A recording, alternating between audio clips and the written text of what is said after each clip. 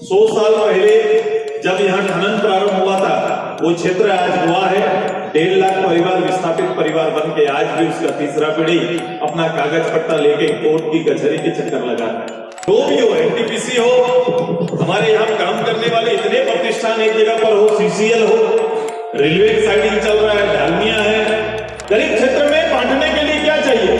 कुछ फंड की तो जरूरत है, कुछ लालसा की जरूरत है, लोग दिखाने की जरूरत है। हमारा ही परिवार को तार तार कर दिया गया है। यहाँ पर एक अच्छा हॉस्पिटल नहीं, एक अच्छा विद्यालय नहीं, 6 कंपनियां काम कर रही है, हजारों गाड़ियां जा रहा है, रोजगार तो हो रहा है, कंपनियां तो चल रही है।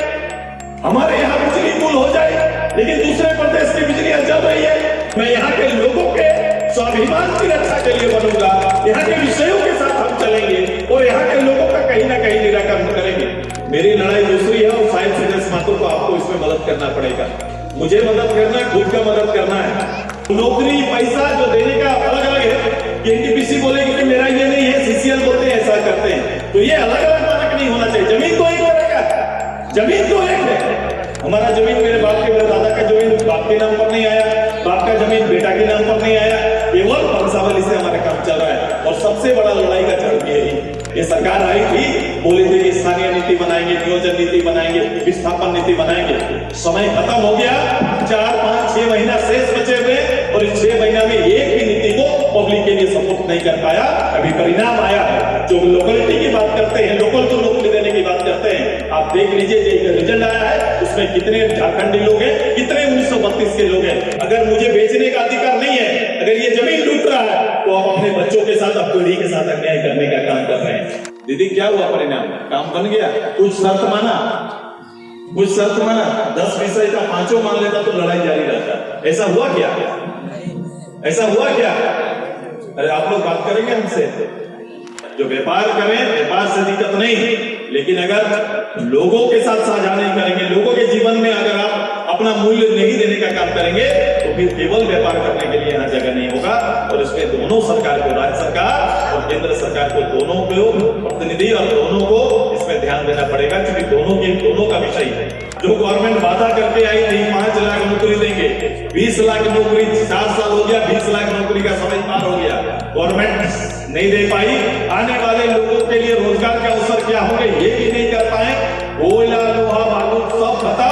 अब नौकरी बेचने की तैयारी भी कर लिए थे कि आपने अपना न्याय मांगा, आपने अपने लिए हक मांगा, तो आप अपराधी हो गए। यही चल रहा है आज के दिन में।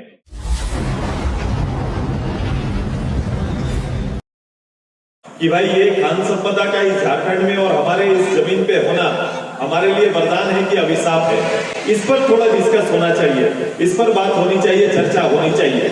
कि दुनिया तो ये मानता है कि आपके यहाँ पर संपत्ति इतनी है, संपदा इतनी है, खान संपदा भरा हुआ है, यहाँ के लोगों को, यहाँ के जीवन को हम लोग बदल सकते हैं। ऐसे पॉलिटिकली में लोग चर्चा करते हैं और देश दुनिया के लोग मूल्यांकन करते हैं कि भाई हाँ होना भी चाहिए। 40% जिस प्रदेश के अंदर में राजस्व इकट्ठा एक जगह पर हो, एक प्रदेश के अंदर में, तो निश्चित रूप से उसके जीवन स्तर को, उनका उपयोग करके बदला जा सकता है। शायद ऐसी ही सोच रखने वाले लोग इस राज्य में और राज्य का आकलन करना प्रारंभ करते हैं, लेकिन वास्तविकता इससे कहीं दूर है। जब हकीकत पे आते हैं तो आपको इसकी वास्तविकता का आंकड़ा बहुत अलग दिखाई देगा। जहां पर ये गांव घर परिवेश बैठा हुआ है, इनका रंग रूप और यहाँ की जो अभी आबो हवा, उससे मूल्यांकन कर सकते हैं। ये हो नहीं पाता है। लोग आते हैं, चुन के जाते हैं, प्रतिनिधि बनते हैं, विधायक बनते हैं, सांसद बनते हैं, छोटे छोटे कार्यों के ठेकेदार बनते हैं, पंच पंचायत जिसका मैंने गठन किया, लोग प्रतिनिधि भी बनते हैं। मैंने यहाँ कोशिश की, प्रारंभ में मैंने कोशिश की और मैंने, याद है मुझे, वो मेरी मीटिंग केरडारी में था और मैंने कहा था कि यहाँ के लोगों को बहुत संभल के चलना पड़ेगा और राजनेताओं को, जो राजनीति में सक्रिय है या सामाजिक जिनका जुड़ाव है, जो क्षेत्र को अच्छा देखना चाहते हैं ईमानदारी से, ऐसे लोगों को बड़ा ही तार्किक रूप से आगे बढ़ना पड़ेगा। कि जब भी ऐसे प्रतिष्ठान खड़े होते हैं, जब भी ऐसे इंडस्ट्री या ऊर्जा के स्रोत को चिन्हित करके काम प्रारंभ होता है, उसका नाम और परिचय बदल जाता है। और ये क्षेत्र को इस चुनौती और इस परिचय से बचाना पड़ेगा। ये वर्तमान का जवाबदेही है। मैंने कहा था कि समय अगर सचेत ना रहे तो हमारा ये गांव क्षेत्र है, अभी अर्बन क्षेत्र के रूप में परिणत नहीं हुआ, यह शहरीकरण आया नहीं, लेकिन बहुत जल्द इसका प्रवेश होगा।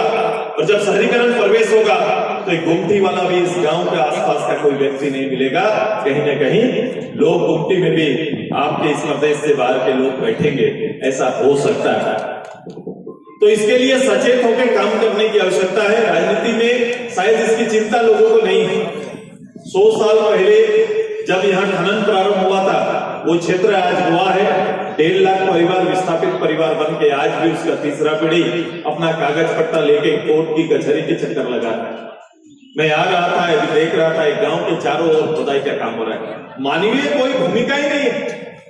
जो भी हो, एनटीपीसी हो, हमारे यहाँ काम करने वाले इतने प्रतिष्ठान एक जगह पर हो, सीसीएल हो, रेलवे साइडिंग चल रहा है, डालमिया है, लक्ष्मी कुछ है, अंबे का है, पीजीआर, बीपीआर, पता नहीं अलग अलग नाम लेके आए। मैं तो मगध भी सुन रहा था। मैं एक बार होगा, मैं मीटिंग में बोला था कि मगध का एक कोई साइड का नाम मगध दिया गया था और एक साइड अम्रपाली। मैंने उस बार भी बोला था कि परिचय बहुत मायने रखता है। मगध जरूर है, इस विरासत का नाम है। अम्रपाली भी एक, हम लोग अम्रपाली को दूसरे रूप से जानते हैं, आम का एक किस्म है, इस रूप से आता है। लेकिन जब हमारे क्षेत्र में कोई प्रोजेक्ट आए तो हमारे लोगों के नाम पर आए, हमारे क्षेत्र की प्रतिष्ठा के नाम पर आए। ये कोई भी हो सकता है, कोई भी नाम आप ले लेते, प्रोजेक्ट का नाम में झारखंड का बोध होना चाहिए, ऐसा हो सकता था। और जिसको इस बात का चित नहीं है, प्रारंभिक काम वहीं से प्रारंभ होना चाहिए। लेकिन मैं देखता हूं कि इसकी चित नहीं है और लोग छोटे छोटे टुकड़े में बंट जाते हैं। और ये बहुत आसान है। गरीब क्षेत्र में बांटने के लिए क्या चाहिए? कुछ फंड की तो जरूरत है, कुछ लालसा की जरूरत है, लोग दिखाने की जरूरत है। हमारा ही परिवार को तार तार कर दिया गया है। यहाँ पर हमारा ही परिवार 4 गुट में बटा हुआ है और थोड़ी रोजी रोटी और रोटी का एक टुकड़ा के लिए कहीं ना कहीं हम अपने साधारण गरीब परिवार को तिलांजलि देने का काम कर रहे हैं, उसके भविष्य के साथ खिलवाड़ करने का हम लोग काम कर रहे हैं। एक बड़ी लड़ाई और चिंता का विषय है और ये छोटे छोटे चिंताओं को बड़ा करना पड़ेगा, बैठना पड़ेगा। केवल भारत सरकार और राज्य सरकार की दृष्टि का एक कोण बनाना पड़ेगा। भारत सरकार की दृष्टि ऊर्जा के स्रोत के रूप में है, लेकिन रीजनल सोच क्या है, रीजनल ये क्षेत्रीय विषय क्या है, उसके बारे में मानवीय मूल्य का कौन ख्याल करेगा, इसको भी उस कसौटी पर खड़ा करना पड़ेगा। और कहीं ना कहीं इस दोनों के बीच के विवाद को खत्म करके एक सरल रास्ता और जीने के बेहतर अधिकार यहाँ के आम गरीब लोगों को देना पड़ेगा। एक अच्छा हॉस्पिटल नहीं है, एक अच्छा हॉस्पिटल नहीं, एक अच्छा विद्यालय नहीं, 6 कंपनियां काम कर रही है, हजारों गाड़ियां जा रहा है, रोजगार तो हो रहा है, कंपनियां तो चल रही है। हमारे यहाँ बिजली पुल हो जाए, लेकिन दूसरे प्रदेश की बिजलियां चल रही है। बावजूद एक सोशल रिस्पॉन्सिबिलिटी जो निभाना चाहिए वो तक नहीं हो पा रहा है। पानी का छिड़काव तक नहीं हो पा रहा है। ये पानी का यहाँ के सांस किस तरह लोग ले रहे हैं। हम भी जीव है, हम भी मानव है, ये मेरा परिवार है। इन्हीं के लिए भारत सरकार चलती है, इन्हीं के लिए राज्य सरकार चलती है। लेकिन उस मानवीय मूल्यों का न चिंता करते हुए केवल आर्थिक मूल्य पर लोग काम कर रहे हैं। ये एक बड़ा संकट है और केवल देश में नहीं, नए जहां पर भी इस तरह से उत्खनन के काम प्रारंभ हो रहे हैं वहां चुनौतियां खड़ा हो रही। इसको लेकर गणेश जी और पूरे क्षेत्र के लोग, यहाँ के मुखिया हो, पंचायत समिति हो, ग्राम प्रधान हो, प्रतिनिधि हो, ये आपस में बैठना पड़ेगा। मैंने एक लड़ाई देखा था कुछ दिन पहले, एक साथी, मुझे बहुत विश्वास था कि नया लड़का है, कुछ आगे बढ़ेगा, काम करेगा और लोगों के लिए केंद्रित करके काम करेगा। ये एमपी एमएलए की लड़ाई में शरीक हो गए हैं। उनको लगता है कि पता नहीं किधर से कहां से किसी तरह बन जाना है। अरे किसी तरह बनने के लोग तो 81 विधानसभा में बनते रहेंगे, लेकिन मूल्यों के साथ बनना बड़ी जवाबदेही है कि मैं यहाँ के लोगों के स्वाभिमान की रक्षा के लिए बनूंगा, यहाँ के विषयों के साथ हम चलेंगे और यहाँ के लोगों का कहीं ना कहीं निराकरण करेंगे। मुझे लगा कि सरकारी पार्टी में प्रवेश होगा उनका, तो निश्चित रूप से यहाँ के लोगों की समस्याओं का हल होगा। पता नहीं कितना समस्या का हल हुआ, मैं नहीं जानता, लेकिन रोज चिट्ठियां लिखी जा रही है। लोग चिट्ठी लिख रहे हैं, बात कर रहे हैं कि यहाँ काम नहीं हो रहा है, हमारा काम जैसे के जैसे पड़ा हुआ। लोग फोन करते हैं कि दादा लड़ाई अधूरा रह गया। मैंने बोला लड़ाई प्रारंभ ही हम किए थे, हमने तो लोगों को संगठित करना ही शुरू किया था कि लड़ाई को खत्म करके एमपी एमएलए की लड़ाई में लोग शामिल हो गए। मेरी लड़ाई दूसरी है और शायद सिद्धेश महतो को आपको इसमें मदद करना पड़ेगा। मुझे मदद करना है, खुद का मदद करना है। खुद का मदद करना चाहते हैं तो सबसे पहले आपको ईमानदारी से खड़ा करना पड़ेगा और अपने बीच के जय चंदों को पहचानना पड़ेगा जो आपके और आपके मुरीद को पूरा नहीं होने दे रहे, उनको पहचानना आपको पड़ेगा। और अगर पहचानना होगी तो इस भीड़ से केवल 4 आदमी आगे जाएंगे और 400 आदमी ऐसे ही गांव में पड़े रहेंगे। जो अवस्था वर्तमान का है इससे भी बदतर समय आएगा। अपने ही घर में हम लोग दरबान बन जाएंगे और चौकीदार के रूप में खड़ा रहेंगे कि कोई आएगा और हमसे पूछने का काम करेगा। मेरा आग्रह है आप सभी लोगों से, छोटे छोटे टुकड़ों में बसने वाले इस परिवार 6 गांव तो पूरा उजड़ चुका है। 6 गांव पूरा पूर्ण रूप से विस्थापित। वो विस्थापित लोगों के लिए देखो कानून अलग अलग है, एक बड़ा डिबेट है, कानूनी डिबेट भी है। ऐसे विस्थापित क्षेत्रों में सीसीएल ने एक कोर्ट बनाना था, एक स्वयं कोर्ट होता जहां विस्थापित का अपना कोर्ट होता, जहां विस्थापित के सारे मामले जाते और उसका हल होता और वही उसका निराकरण कर देते कोई रिटायरी से। ये पहली बार हम लोगों ने कराया। ये पहली बार मुझे लगता है आजाद झारखंड में ट्रिब्यूनल का गठन अभी आदरणीय चंद्रप्रकाश चौधरी जी ने उसमें लड़के पहली बार कराया। और ये संभव है कि बेरमो वगैरह आसपास के क्षेत्रों में बहुत जल्द उस विस्थापित परिवार के लिए वहां से फैसला होना प्रारंभ होगा। वैसा ही गठन, चूंकि वो नियम है कि आपका कोर्ट अलग होना चाहिए, जनरल कोर्ट आपका कोर्ट नहीं। विस्थापित का मामला हल करने के लिए कोई रिटायर्ड जज को नामित करके उस कोर्ट में उसका हल होना चाहिए। अगर आज हल नहीं होगा तो फिर तीसरा पीढ़ी तक ये चला जाएगा। सीसीएल, बीसीसीएल और एनटीपीसी वगैरह का मानक भी एक होना चाहिए कि भाई सीसीएल का मानक अलग है, मुआवजा का मानक अलग है, वो नौकरी पैसा जो देने का अलग अलग है। कि एनटीपीसी बोलेगी कि मेरा ये नहीं है, सीसीएल बोलते हैं ऐसा करते हैं, तो ये अलग अलग मानक नहीं होना चाहिए। जमीन तो एक रहेगा, जमीन तो एक है, जमीन एक है। और जमीन वर्तमान ये भी तो सबसे ज्यादा विवाद जमीन का है। हम तो बोलते हैं कि जमीन हमारा चल कैसे रहे, बाप दादा का जमीन है, अभी तक किसी हमारे नाम पर जमीन नहीं, किसी के नाम पर नहीं। हम लोग तो वंशावली बनाकर अपना काम कर ले रहे हैं, वंशावली से चल रहा है, पीढ़ी से चल रहा है। खतियान निकालते हैं उसके बाद वंशावली बना देता है, वो बोलता है इसमें आपका हक है क्योंकि फलना का बेटा, उसके बाप का बेटा, उसके बाप का बेटा आपका, यही तो चल रहा है। तो सबसे ज्यादा काम करना है कि हमारे जमीन का, और जमीन के ऊपर सबसे ज्यादा काम करना था कि अभी तक हम लोग अपना ट्रांसफर नहीं हो पाता है। हमारा जमीन मेरे बाप के, मेरे दादा का जमीन बाप के नाम पर नहीं आया, बाप का जमीन बेटा के नाम पर नहीं आया, केवल वंशावली से हमारा काम चल रहा है। और सबसे बड़ा लड़ाई का जड़ भी यही, और यहीं से कहीं ना कहीं झंझट भी होता है, भाई भाई में लड़ाई हो रहा है, भाई भाई में विवाद होता है, कोई जमीन क्लियर नहीं है कहीं पर। ये जमीन एक बड़ा विषय है और इसको भी इस राज्य का एक बहुत ज्वलंत विषय में से ये सरकार आई थी, बोले थे कि स्थानीय नीति बनाएंगे, नियोजन नीति बनाएंगे, विस्थापन नीति बनाएंगे। समय खत्म हो गया, 4, 5, 6 महीना शेष बचे हुए और इस 6 महीना में एक भी नीति को पब्लिक के लिए सपोर्ट नहीं कर पाया। अभी परिणाम आया है। जो लोकलिटी की बात करते हैं, लोकल टू लोकल देने की बात करते हैं, आप देख लीजिए जो रिजल्ट आया है उसमें कितने झारखंडी लोग हैं, कितने 1932 के लोग हैं, इसका परिणाम देख लीजिए। और कुछ लोग इस पे बात कर सकते हैं, इसके रिजल्ट पर नहीं जाते हैं, मुखौटा बनकर कुछ लोग लोगों को गुमराह करने के लिए यहाँ निकलते हैं। बड़ा देखने का जरूरत है। इस भीड़ में कुछ लोग उस गवर्नमेंट को अप्रत्यक्ष रूप से मदद करने का काम कर रहे हैं, इससे भी सचेत रहने का जरूरत है। नियम को ये नहीं हो सकता इस राज्य के बारे में, इस राज्य के तिनका के बारे में एक सोच हमारा बना हुआ है। मैं जानता हूं इस प्रदेश को आगे कैसे लेके जाना है, इस प्रदेश को आम गरीब गुरुआ का जीवन स्तर को कैसे उठाना है, न्याय सबके साथ कैसे हो पाएगा, इसके लिए बहुत लड़ाई की जरूरत है, बहुत नियम संशोधन की जरूरत है और एक अच्छे नेतृत्व करने की जरूरत है। एक ईमानदार नेतृत्व करता आपके लिए भविष्य निर्माण कर सकता है, मेरी आकांक्षा है। और ये सहज से आता नहीं, एक नेता आप खोज के तैयार नहीं कर सकते। बड़ा मुश्किल से एक नेता जो आपके प्रति ईमानदार लीडर बन के सामने आएगा, ये मुश्किल होता है। मैं टंडवा आसपास के सभी गांव, मैं चाहूंगा जो कैडर है, जो कार्यकर्ता है, वो मीडिया एक्सरसाइज न करे, वो ज्यादा जरूरत है कि पब्लिक एक्सरसाइज करे। आज के दिन में ये फोकस जो है बना हुआ है, कैमरा से बाहर निकलिए तो दुनिया अच्छा दिखाई देगा। आजकल सभी चीजें कहीं ना कहीं अलग रूप से दिखती है। मैं ईमानदार कार्यकर्ता की मुझे जरूरत है गणेश जी, इस क्षेत्र में मुझे ईमानदारी से काम करने वाला, हर गांव में 10 चौराहे में बैठने वाला, जिसमें ये हिम्मत हो कि चौपाल में जाके बैठ सके। सके, आम लोगों से बात कर सके, तर्कों को बड़ा कर सके। आने वाले समय अगर ये ना करेंगे तो ये धरती ने आपको तो ताकत दिया, लेकिन ये ताकत ही लोग बचा नहीं देंगे, सारा ताकत लेके चले जाएंगे। इसलिए भारत सरकार, राज्य सरकार के बीच समन्वय, क्षेत्रीय संवाद ज्यादा जरूरी है। इस चुनौती को मैं स्वीकार करता हूँ और ये पार्लियामेंट खत्म होगा। मैं छोटे छोटे रूप में अगर इस काम आसपास के टोटल केवल 5 गांव का मामला नहीं, जो विस्थापित हुआ वो मामला नहीं, सराउंड पूरा कंडवा कहीं ना कहीं इससे प्रभावित है। तो एक एक गांव, एक एक लोग, मुझे किसी के आमदनी, किसी के व्यवसाय से कोई मतलब नहीं है। मुझे मतलब है कि यहाँ के लोगों के साथ न्याय मिलना चाहिए। आप व्यवसाय करो, व्यवसाय सीखो, अच्छी बात है, लेकिन यहाँ के लोगों के लिए आपको ठोर देना होगा। यहाँ का बच्चा का परवरिश क्या होगा?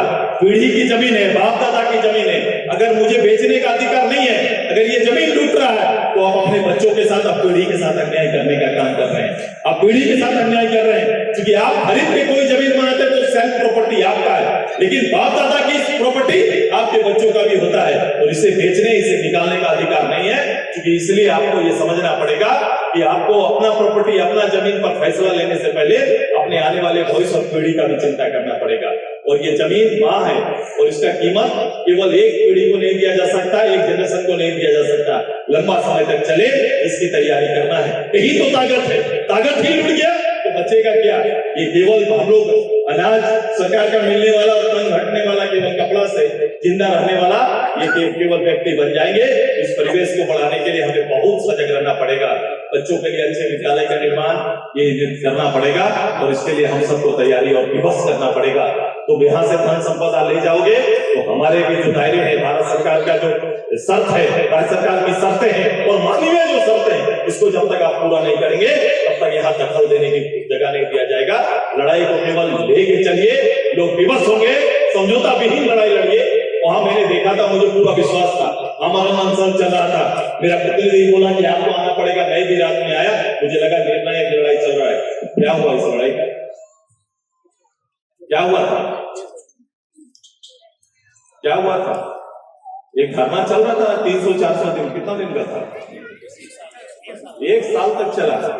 दीदी क्या हुआ परिणाम? काम बन गया? कुछ शर्त माना, कुछ शर्त माना, 10 विषय का 5 मान लेता तो लड़ाई जारी रहता। ऐसा हुआ क्या? ऐसा हुआ क्या? अरे आप लोग बात करेंगे हमसे? हाँ, कोई शर्त का कोई एको दो निकला कुछ या पता नहीं कि भले पता नहीं क्या? देखो, मैं आग्रह कर रहा हूं मेरे कार्यकर्ताओं से कि आने वाले समय इसको अपने परिवेश का क्षेत्र बनाइए। मैं बड़का गांव से बात करता हूँ, बड़का गांव से लेकर यहाँ तक इस क्षेत्र, और यहाँ से जाएगा मेरा लतेहार का वो क्षेत्र, आपका वो आया है, क्या एरिया है? मालूमात पता है आपको? ये पहला ट्रैक है। मैं तो वहां मालूम अभी गया था लतेहार, मैंने बोला कि भारत में पहली बार और पहला रेल भी आया था, केवल यहाँ पर कोई आदमी के लिए नहीं आया था या यातायात की बेहतर सुविधा के लिए रेल पटरी बिछाया जाए, ऐसा हुआ नहीं था, बल्कि खान संपदा को उठा के ले जाने के लिए हुआ है। और ये डबल लाइन, ट्रिपल लाइन आपके कोयले को ले जाने के लिए, और 600 स्टेशन ऐसा है जहां केवल कोयले के ले जाने के लिए बनाया गया है। बताओ, ये लतेहार से लेकर हमारा ये चतरा से हजारीबाग, रामगढ़ का ये क्षेत्र को सचेत होना पड़ेगा। और आने वाले समय में यहाँ की पूरी इतनी बड़ी आबादी, लाखों आबादी के लिए एक बड़ा चिंता करके एक बड़ी लड़ाई और उसका समाधान निकालना पड़ेगा। केवल लड़ाई नहीं, समाधान भी निकालना पड़ेगा, ये तैयारी करना पड़ेगा। ये 6 कंपनियां विवश होंगी। जो व्यापार कर रहे हैं वो साझेदार बनना चाहिए। जो व्यापार करें, व्यापार से दिक्कत नहीं, लेकिन अगर लोगों के साथ साझा नहीं करेंगे, लोगों के जीवन में अगर आप अपना मूल्य नहीं देने का काम करेंगे तो फिर केवल व्यापार करने के लिए यहाँ जगह नहीं होगा।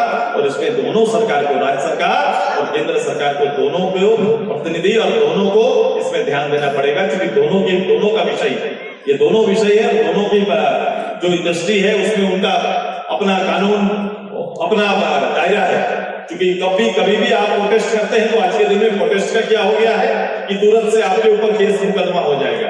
यही तो चल रहा है, लोगों को भयभीत किया जा रहा है अपने ही घर में, अपने घर में अपने बना कानून, अपना शासन डराने का काम कर रहा है। अब बताओ, उनको न्याय देना था जिस शासन को, वो डराने का काम कर रहा है। और एक दिन में आप अपराधी बन जाते हैं कि आपने अपना न्याय मांगा, आपने अपने लिए हक मांगा तो आप अपराधी हो गए। यही चल रहा है आज के दिन में। ऐसा जब नहीं चलेगा, इस लोकतंत्र में लोगों को अपना हक के लिए लड़ने का अधिकार और दायरा देना चाहिए। उस दायरे को कमजोर लोग कर रहे हैं, ये सुदेश महतो इसको कमजोर होने नहीं देगा, जनता की आवाज को मजबूत करेगा। आने वाले समय ये वातावरण बदलेगा, आने वाले समय स्थिति बदलेगी। केवल MP MLA नए में दोहरा रहा, MP MLA के लिए नहीं, बल्कि आप लोगों के जीवन के स्तर को बदलने के लिए और इस राज्य के हक को दिलाने के लिए आम लोगों तक उसका हक जाए और जीवन स्तर बदले और प्रदेश का नाम ऊंचा जाए, प्रदेश के लोगों को अवसर मिले, प्रदेश के लोगों के अंदर शैक्षणिक माहौल बेहतर हो, प्रदेश में हेल्थ का बेहतर सुविधा हो। इस तरह के कई विकल्पों को तैयार करना पड़ेगा। दुर्भाग्य है, राज्य के श्रम मंत्री यहीं से,